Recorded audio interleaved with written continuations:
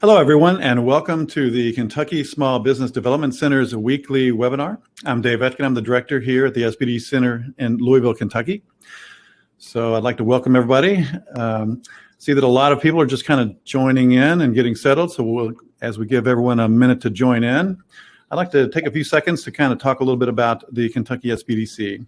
As the only statewide, nationally accredited program that provides entrepreneurial and business development services, the Kentucky SBDC plays a vital role in Kentucky's economic development by assisting entrepreneurs at every stage of their business lifecycle. For almost 40 years, the Kentucky SBDC has assisted emerging and growing businesses by providing the professional expertise, tools, and information necessary to make sound business decisions in a complex and ever-changing marketplace. We do this at no cost to our clients, thanks to the U.S. Small Business Administration, who co-sponsors our program, which is then administered by the University of Kentucky, who partners with regional universities, colleges, and local economic development agencies. We're also part of a national network, America's SBDC, with over 1,000 centers across the nation. To learn more, visit KentuckySBDC.com, and there you'll find additional resources to help start, fund, and grow your business.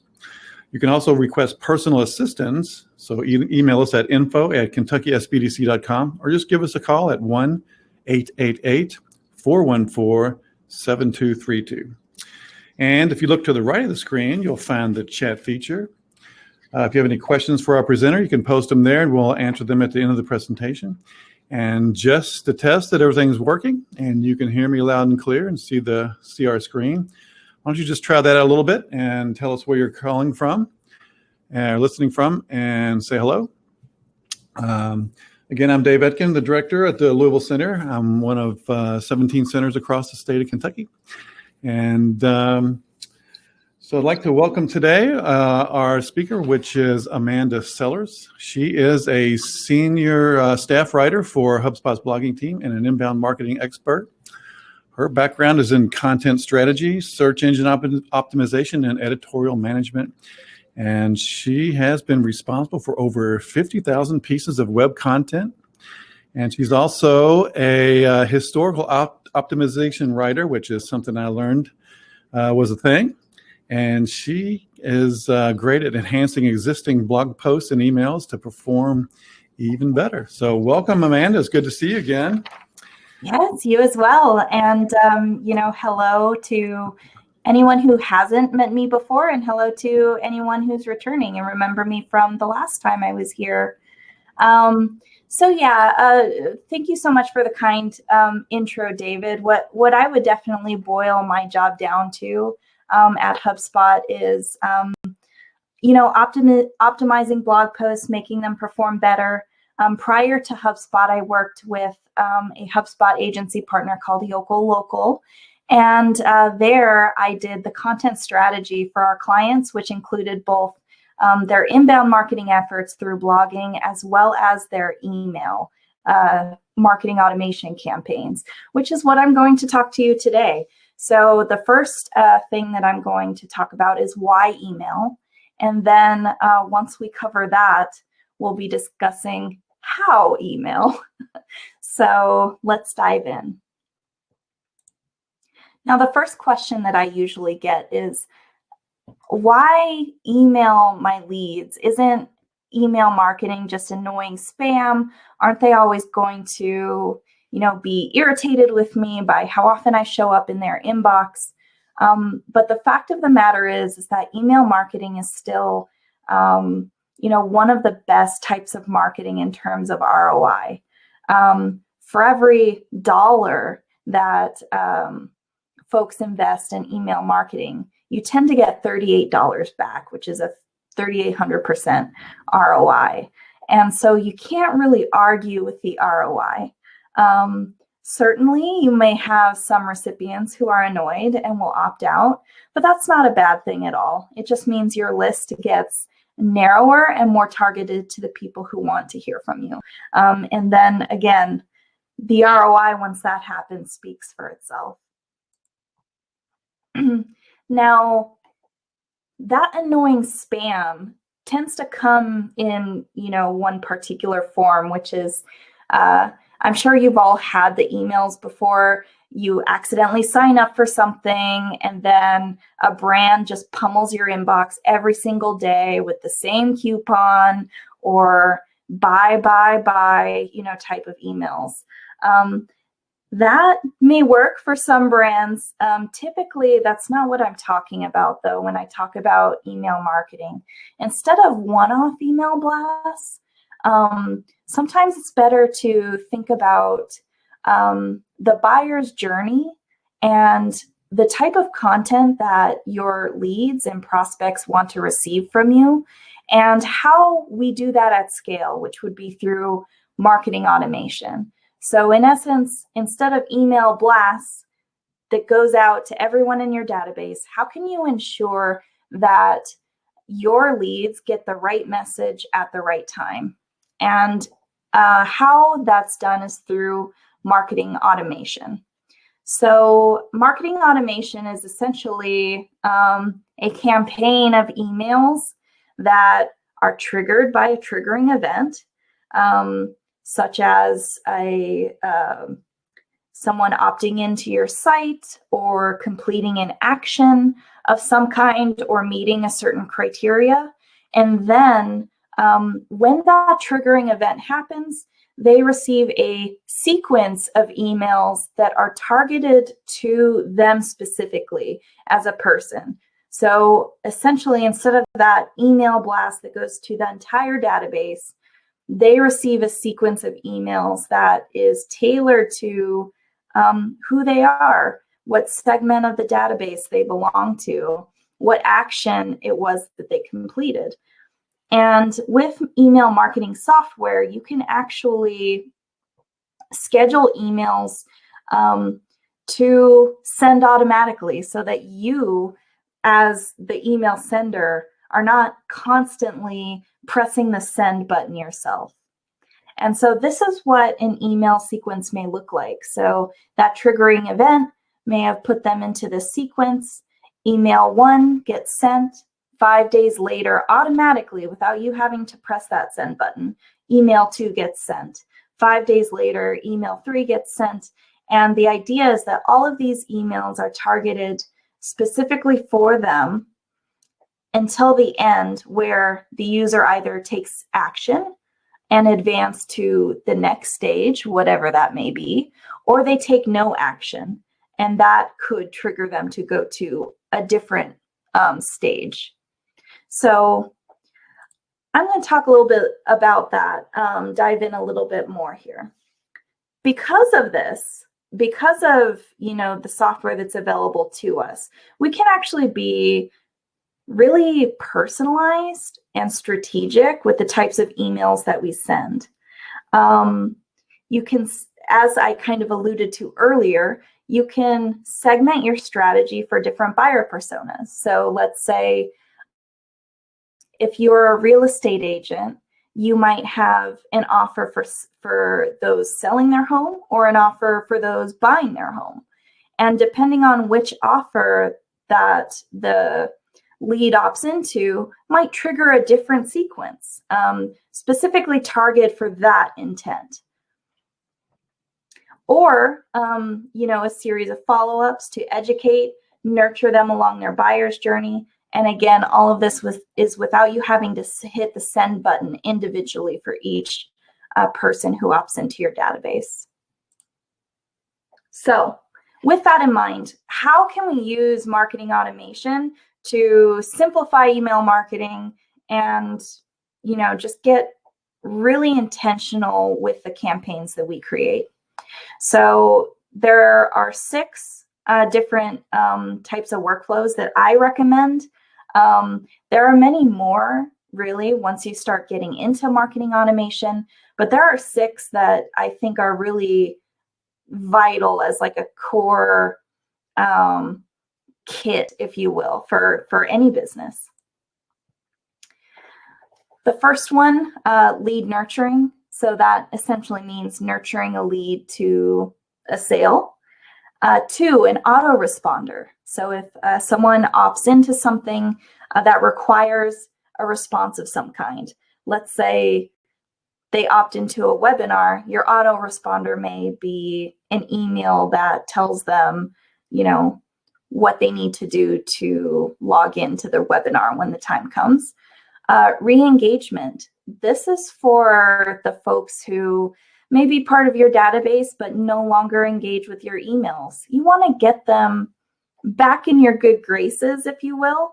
And there are sequences that can do that, as well as sequences that can kind of trim your list and ensure that you're sending to the right people.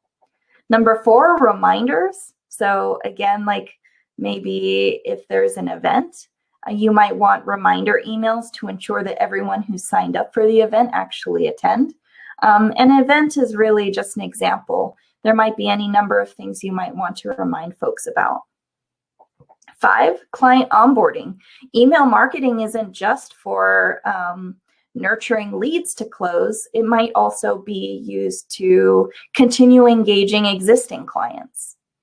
And 6, upsell. So speaking of those existing clients, you may market, to those existing clients because it's much easier to upsell to someone who already knows and trusts you than it is to acquire a brand new client. So it just comes down to the myriad ways that you can use email marketing automation to keep your entire database, whether that's leads or event attendees or customers, engaged with your brand. So I'll give you a couple examples here into the nitty-gritty. An autoresponder.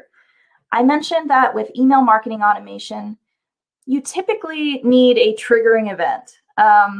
And the reason why this is because software needs you to tell it what to do. At this time, anyways, like maybe some date in the future, it will be a lot smarter, but software still needs us to tell it what to do. So that triggering event for an autoresponder may be a user downloading a content offer. So let's say they found your blog post, they saw a content offer on your blog post, and they thought, wow, this is awesome. I'm going to exchange my email in exchange for this extra content. When that happens, you might use email marketing automation to deliver the offer. Certainly you can deliver the offer on the thank you page, but you may also want to deliver it via email. So, hey, here's your offer in your email. 5 days later, let's say that offer is, kind of an instructional, educational offer.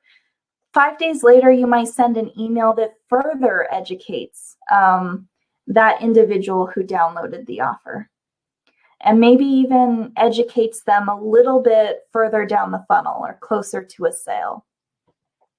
5 days later, you might send a social proof email. So here's why you should trust my brand, including, testimonials or maybe a case study. Essentially, this functions as a way for you to establish authority and kind of soft sell as you are educating them along their journey. 5 days later, maybe you might shatter a barrier or an objection, something that's preventing them from making a purchase decision. And then 5 days later, you may actually call them to action. So there's a couple things about this sequence, that I would want to point out is that each of these emails has a singular purpose and therefore would have a singular action that you would want the user to take. You wouldn't want to ask them to do too many things in one email, because when you ask someone to do too many things, they end up doing nothing. So each of these emails has a specific purpose. And the second thing that I would call out here is that we're not calling them to action immediately when we have them download the offer. We take the time to establish a relationship first, and giving them, in particular, education up front in order to earn their goodwill and establish that relationship. So it's not just about me, like some email marketing campaigns can be. So once these emails have triggered and the recipient has received them, two things can happen. Either the user takes action and then we categorize them as a sales qualified lead, and your business then does whatever your business does with sales qualified leads, whether that's handing it off to a sales rep or maybe another kind of email sequence, whatever that looks like. Or they take no action and they become unengaged. And maybe you put them in a list for, your newsletter or something maybe a little lower touch, or eventually remove them from the list in general, because you don't want to be sending emails to a bunch of folks that never open them. And the funny thing about email marketing automation is that we can actually advance or recategorize at any stage that we want. So they could very well take action on this first email and become a sales qualified lead, just depending on the different actions that they can take on the email. So that's the interesting thing about it. And that allows the user, it actually empowers them to kind of choose their own adventure. So because I am a HubSpot employee, I would be remiss not to mention that HubSpot offers really easy to use but powerful email marketing automation software. And this is kind of what it looks like here. Is you can plan out a sequence in this, beautiful WYSIWYG interface, and ultimately manage all of this through the powerful HubSpot CRM. Another example of an email marketing automation sequence that I have used in every single client campaign in my career is the ReEngagement sequence. And the reason why ReEngagement sequences are so important is because your list will disengage at an average of 25% per year.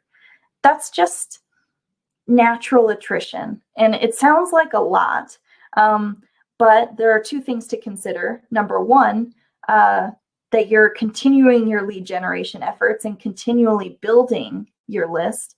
And two, trimming your list so that you have the most effective list possible.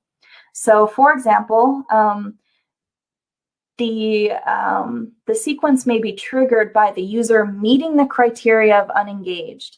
So maybe that could be they haven't opened your last 11 emails, I think is the default HubSpot setting. But that criteria can be designated by you. So what you would have to ask yourself, what must happen for me to consider a user to be unengaged? So let's say they meet that criteria. This is the triggering event. Meeting the criteria is the triggering event, which launches the sequence. The first email might be a "we miss you" email, like come back to us.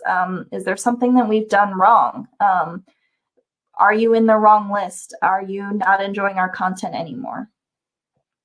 The next email might be an update on what's going on. Presumably, if they're unengaged, they haven't opened your emails in a while. There might be a lot of exciting things, a lot of exciting information that they have missed, and they may want to hear about. Now, there's a reason why they became unengaged. So the third email might be an incentive to come back. So particularly useful for e-commerce brands, for example, might be a coupon or an offer of some kind that's more dramatic than the typical offers that you provide your audience. Something really big to say, hey, this is the last ditch effort. You don't want to miss out on this special offer. And that gets them into the habit of either buying with you or engaging with you again. You may also want to ask for feedback. Is there something else that we can do? Is there other content that we could provide that you would be interested in? And then the final email may be a call to action. It's the do or die moment. Do you still want to be on our list or not? And if they don't want to be on their list, there's actually no reason for you to keep them on your list. So you remove them. This keeps your list healthy and your data accurate. You don't want the empty accounts that are not engaging with you to be skewing your data. And it actually looks bad from an email service provider standpoint when a brand is sending emails to a bunch of people that never open them. They may decide to start putting you in the spam folder or, the promotions folder, where you'll get even less deliverability even to the people who do engage with you. So ultimately, it's a good idea to keep your list healthy, your data accurate by removing these unengaged folks. Or the user may have taken action on any of these emails, in which case you would take them out of the unengaged or out of the re-engagement sequence and put them into a sequence that's more appropriate for them now that they are engaged again and reading emails. So this is what that might look like. Notice down here, the yes and no. Basically, this is an if-then statement. HubSpot email marketing software has robust if-then type of functionality to really, again, help you personalize the journey for your users so that they're empowered to choose their own adventure and get the right message at the right time. Here's another example, a segmentation campaign. I ran a segmentation campaign once for a client who had a massive list, but didn't really have a lot of information about any of the users on that list. And so in order to really personalize emails, we needed a way to categorize them into different buckets so that we could send the right emails. And one thing that we did was we created a survey, and depending on their answers to the survey, would pull them into a sequence that would categorize them as the correct buyer persona. So here, the triggering event is that they answered the survey with a particular answer, and based on their answer, we were then able to categorize them and then send them the emails that made sense for that category. So marketing automation is not just limited to email, it's also limited to good data. Not limited to, but it can also help you maintain your database and have good data, which is really important both for marketing and sales functions. You may also do a triggering criteria for an event. Let's say you manually upload a list of people who decided to come to your event.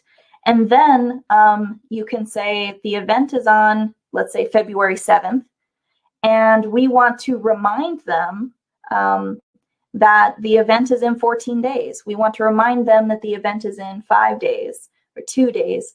Again, just reminding them to ensure that you get the most participation out of the attendees that said they would come. And so those are just really good examples of marketing automation campaigns you can run, as well as how you would implement it within HubSpot specifically. Now, I want to real quick talk about just email best practices, and specifically one best practice.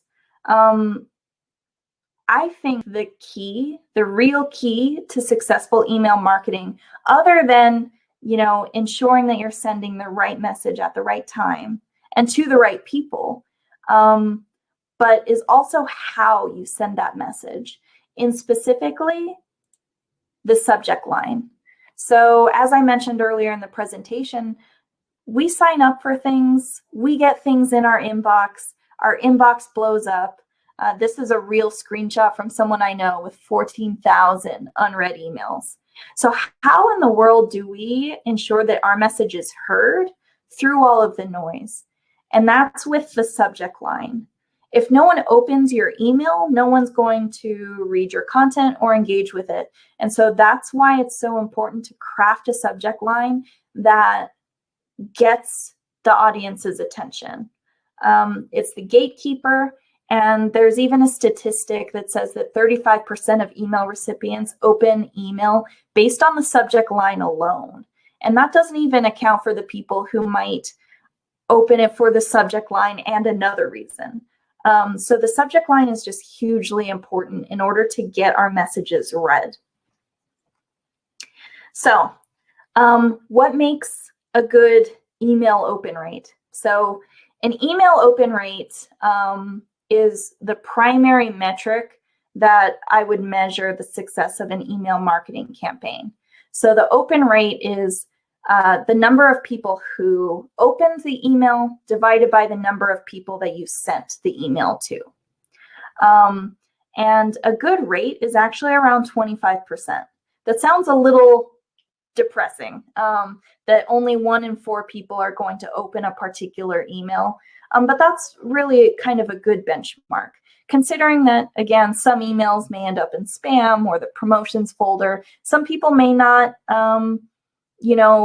read all emails from a particular brand. So a good benchmark to kind of shoot for is 25%. If you send an email with a 25% open rate, you know that you did, okay. Now, this average can vary. The health of your list may be a factor.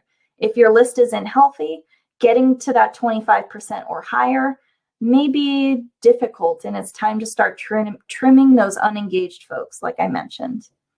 The context of the email being sent. You may actually find that there are some emails, that recipients are expecting that might skyrocket in open rate. Let's say an email, the first email, to help them prepare for an event, might have a higher open rate than a normal everyday marketing email. Your industry, there are some industries that have higher open rate benchmarks. For whatever reason, that particular audience is more engaged than other audiences. And really many, many more factors. But again, the 25% benchmark is still helpful. Now I'm going to talk about different best practices for creating a headline that people open. The first one is to be conversational.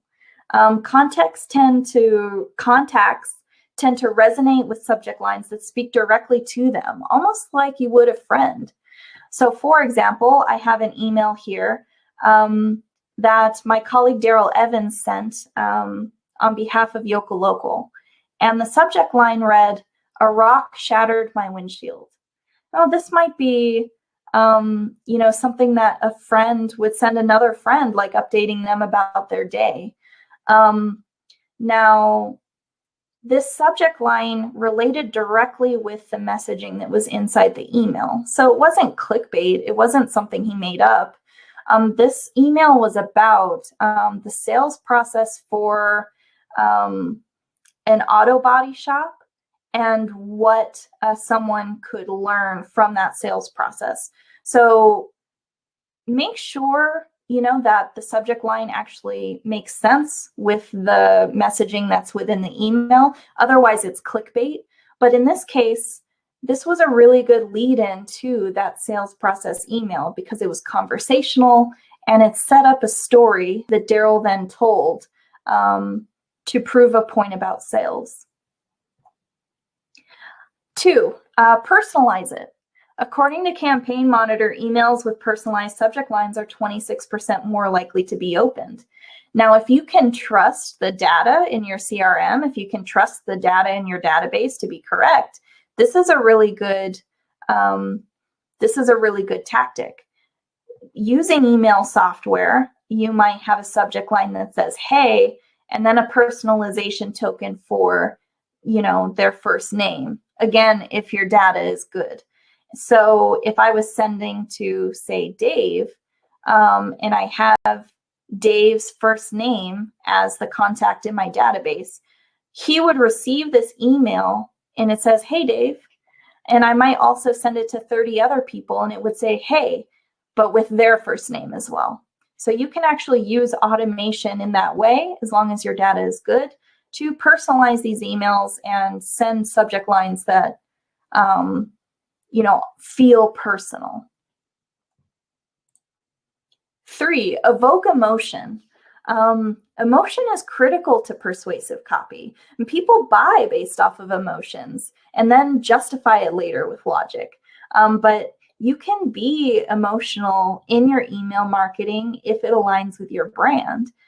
So for example, this is a subject line that we actually sent at Yoka Local that said, "Let's be honest, your website sucks."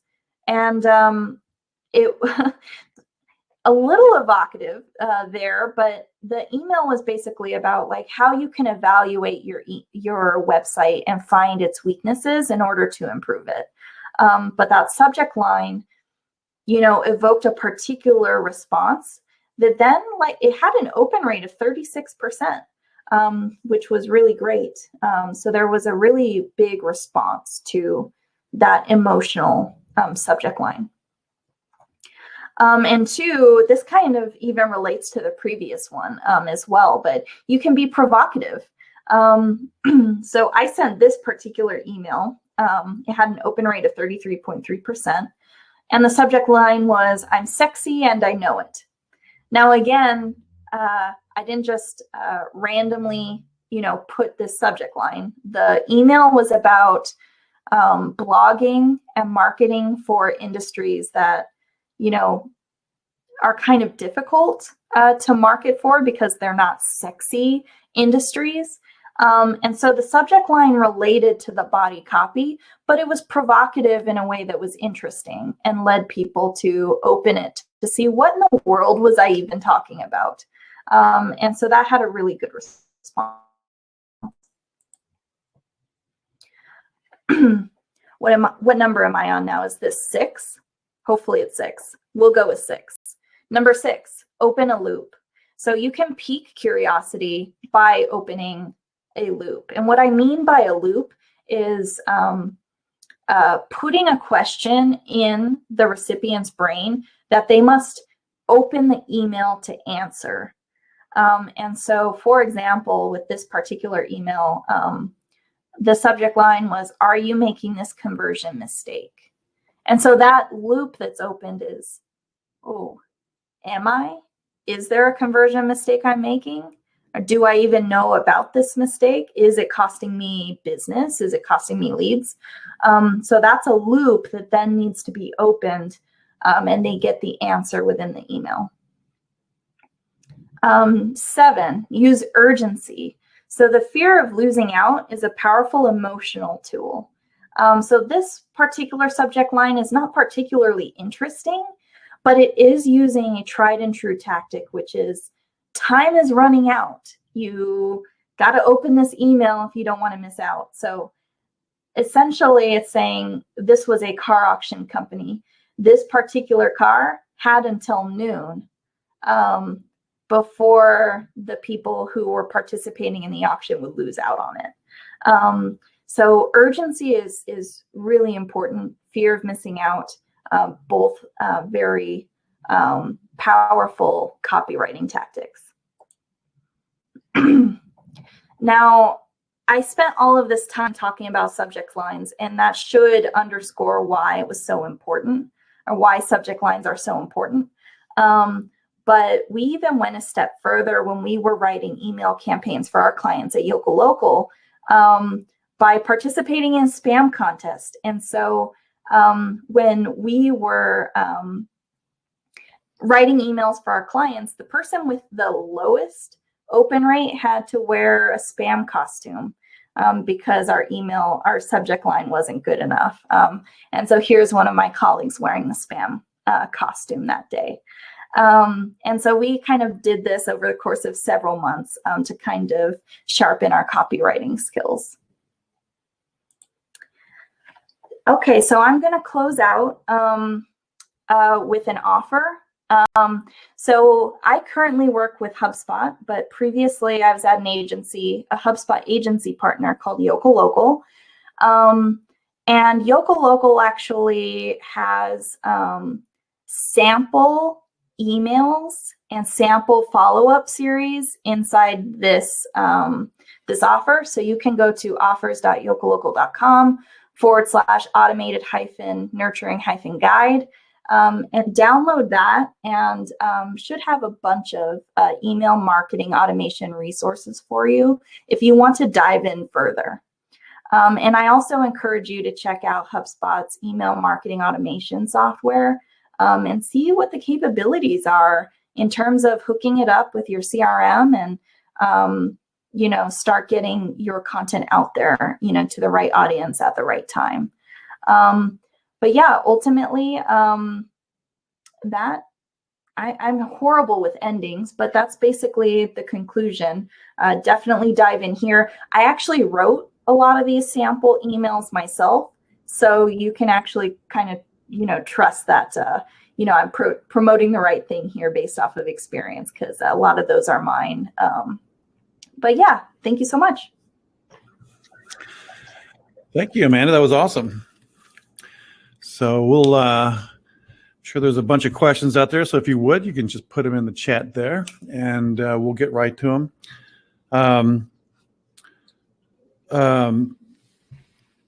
I do have a question about, I'm a little unclear about how the, well, let me back up before I even ask that question. Just at a basic level, I liked how you laid out your flow charts on this. And just from a real granular question, when you guys are getting together to work out a campaign, do you start with a blank wall and flow chart it out on a wall? I mean, what is step one when you're starting to do that? So for me, it starts with the buyer persona, as does a lot of marketing decisions. But the real key thing that I look for is sales cycle.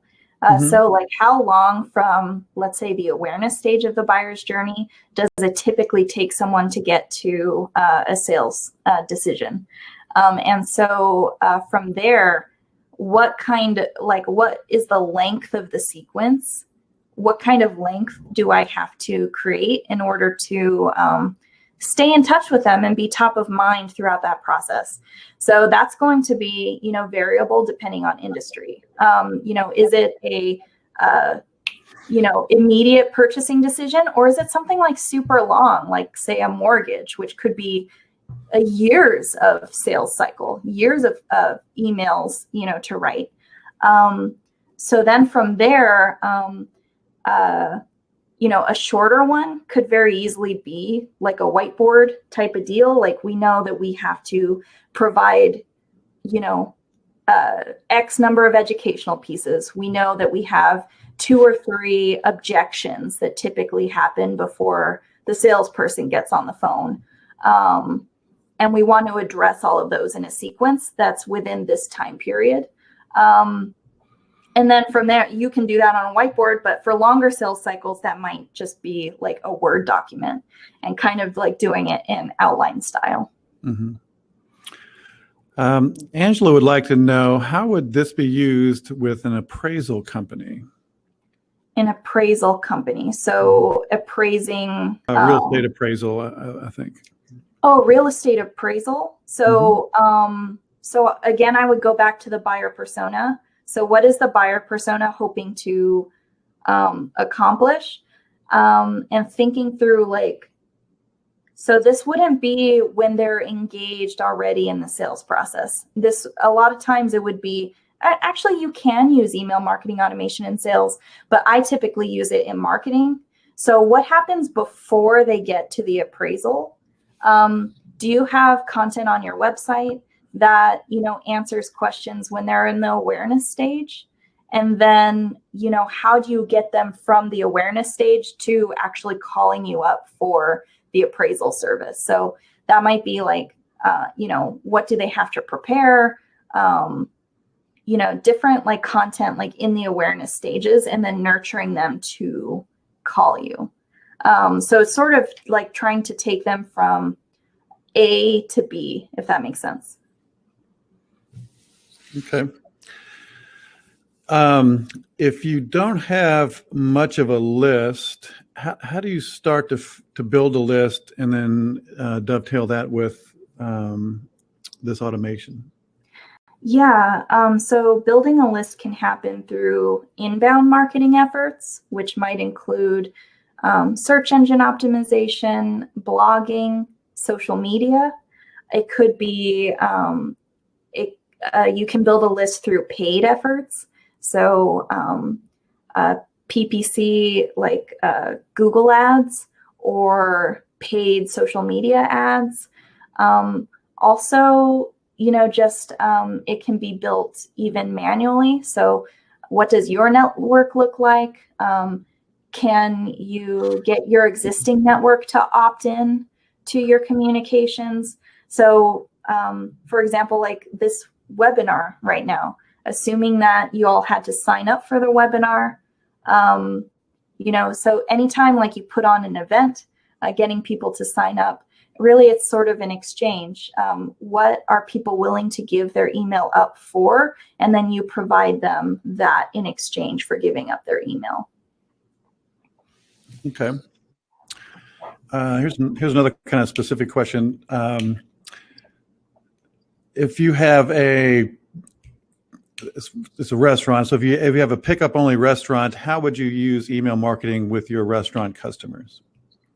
Yeah, that's fantastic. So I haven't really worked too much with restaurants, but I've seen Yelp campaigns and the like work really well.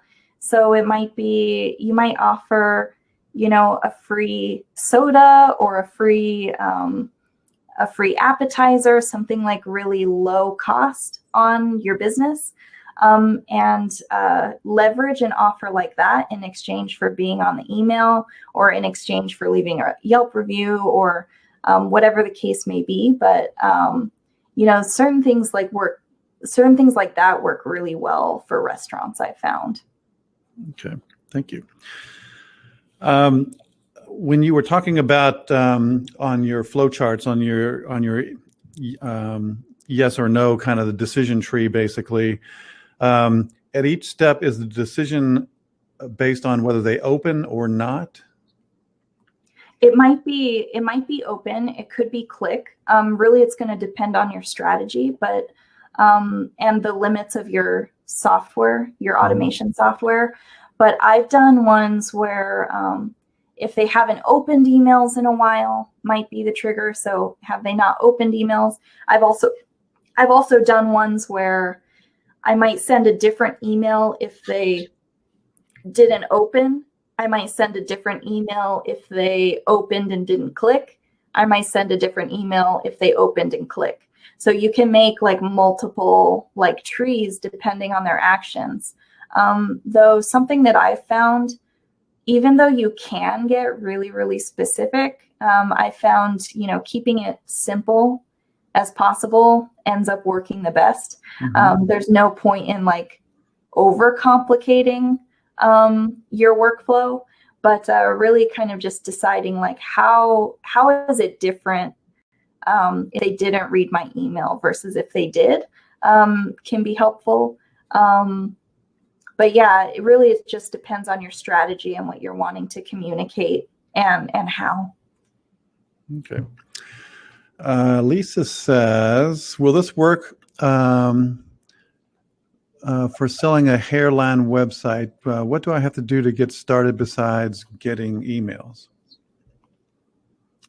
Yeah. So it would be, if you think that there is a long buyer's journey before the sale, is when email marketing automation works for marketing. So if there's a lot of consideration before they sell. So basically, if it's an impulse buy, then you don't really have a lot of lead time to establish a relationship. But if it's not an impulse buy, then yes. If there's like a lot of research that the buyer persona must do, then you can target them on the search engines, on social, and really it's exchanging an email in exchange for something valuable that they want. That's how you build your database of emails. But even for impulse buys, you can also use email marketing automation on the back end for your customers. So whether that's asking for testimonials or asking for referrals or upselling them on another service, you can do marketing to your existing customers as well. So it really kind of depends on your buyer acquisition model, like how do you get business, and then adapting the marketing automation and email marketing to suit those needs. But again, like inbound efforts can help you get more emails, as with paid ads efforts and manual database building as well. So it sounds like really the key to this good email marketing is kind of list segmentation. Yes, absolutely. Especially if you have different kinds of buyers. So I use real estate as an example because it's, kind of easy to see the segmentation. You could have a list for first-time home buyers, who have very specific first-time home buyer questions versus someone who might be a real estate investor or someone who is selling their home instead of buying their home. So one real estate agent might have several different types of clients that they work with. And that's why segmentation is so important, because instead of sending out a one-off email to the whole database saying, hey, do you need me for anything? You can actually send targeted messaging to, the audience that's appropriate. And with that targeted messaging then comes, a higher success rate. Mm-hmm. How do you feel about thank you emails as kind of a tool? So in the subject line, basically it says thanks for whatever. Is that a good strategy to use to kind of build a email automation stream from there? Yeah, I think so. And let's say it's an ongoing thing, and your first email is the thank you email. Mm-hmm. Keep in mind, like especially with ongoing campaigns, you can always swap it out if it's not working. Because every once in a while there's a dud email. But yeah, thank you emails might work. And then if they don't, then not to do it next time. Feel free to experiment. Like, there's a lot of opportunity in trying different things out and seeing what works for your specific audience. Mm-hmm. Speaking of dud emails, did you ever have to wear the spam suit? I thankfully did not. So we, and I had a little bit of an edge since I was the primary email marketer on the team. But there was 6 or 7 of us. And that was a couple email marketers, a couple bloggers, an SEO, a designer, and a web developer. And so the SEO and the web developer probably had the most difficulty since copywriting was not their natural, mode. Whereas the people who were native to email, had an easier time of it for sure. That brings up another good subject, and just for everybody out there, Amanda is also a superb writer and a superb book fiction editor. If you're writing a fiction book, reach out to her; she can certainly help you. But if someone that's running their business, writing is not their first skill set, I mean, what would you recommend that they would do to kind of get started, or what would you say to help them do that? Yeah, and this sounds like a cop-out answer, but it really isn't. I don't really think you need to be a great writer. I think you really need to be almost like a psychologist. And what I mean by that is knowing exactly what your leads want and giving it to them. So really understanding your buyer persona, their pains, their problems, their fears, their objections, all of these things, are critical in writing a campaign that solves for those things and then positions you as, the person who solved their problems, which then positions you as, a great provider for, paid solutions. Mm-hmm. So I think really just understanding your buyer persona. And I didn't mention this before, but HubSpot also has a free email marketing course on HubSpot Academy that you can also do that can help you understand, the more ins and outs of emails, because this was sort of like a high level introduction, but that, and also just understanding there are copywriting techniques that you can do to tap into those psychological aspects of empathizing with the buyer persona. Mm-hmm. Yeah. And I guess primarily part of that buyer persona is the ones that have bought from you before. I mean, those are your best customers, even if it's just like a single purchase, because you can always build on top of that one purchase. Yeah, absolutely. Let's see. I think that's coming up on all the questions we have. So if you have anything burning you want to put in the chat, go ahead and do that now. I will say that HubSpot Academy is a great resource. And once you get on their emailing list, they're really good about keeping in touch with you. And HubSpot really does provide a lot of great content. And I'm not really endorsing anybody. I'm just saying it's a great resource. Let's see. Lisa asks again, is there another way to get the nurturing guide without having to put a business email in? So I think the business email is there just because people put, fake emails into that box quite often. Mm-hmm. So I would say no, unfortunately. But I don't know. You could always reach out to Yokel Local and see if they would provide it if you don't have a business email.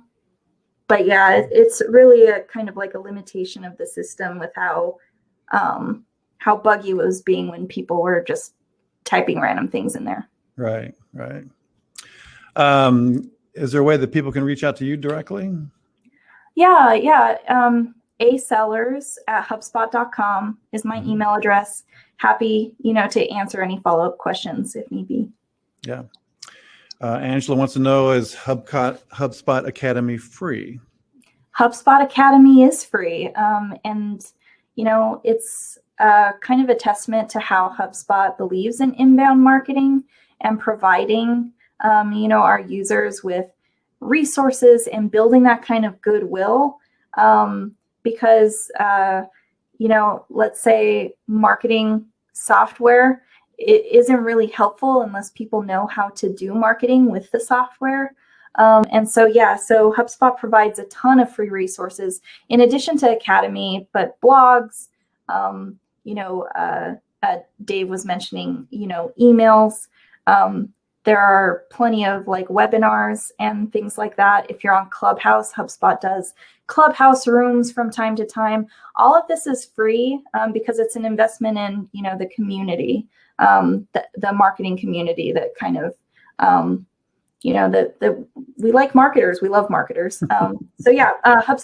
Short answer, HubSpot Academy is free. I have a number of certifications myself, and I think they do a really good job of, providing beginner level content and then taking you even deeper than that into tactical, advice, like how to apply the concepts. Yeah. Angela says, thank you very much. All right. I don't see any questions, and I am out of questions myself too. Amanda, this was awesome. Again, I really enjoyed the flow chart process that you had kind of laid out. That was really eye-opening for me. So I appreciate that. And I'm glad you came back and visited us again. It's good to see you. Yeah, I love you guys. Yeah. We'll also, there's a survey in the chat, and we'll send that to you a little bit later on when we send you the slides later on. If you would, please take that survey so that we know how we're doing, and maybe get some information on upcoming topics you guys would like to explore. So it's great to see everybody. Thanks for coming this week. It's good to see you, Amanda, and we'll see you next time. And goodbye, everybody, till next Wednesday.